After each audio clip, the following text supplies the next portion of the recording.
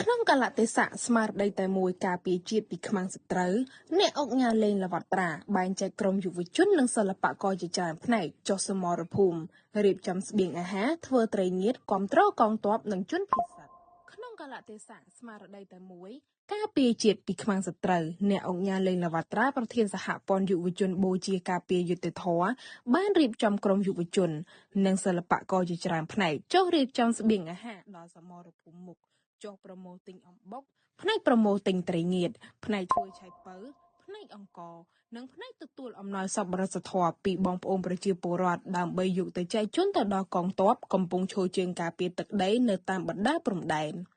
និងបងប្អូនប្រជាពលរដ្ឋភៀសសឹកដែលភៀសខ្លួនដោយសារតែសង្គ្រាមឈ្លានពានរបស់ថៃការចូលរួមរបស់ក្រុមយុវជនដឹកនាំដោយអង្គការលេងល្វត្តត្រា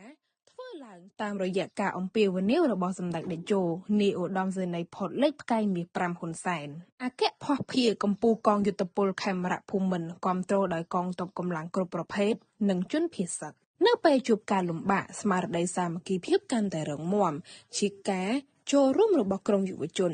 គឺជាការចូលរួមចំណែកលើទឹកចិត្តដល់កងទ័ពដ៏អង់អាចក្លាហានរបស់កម្ពុជា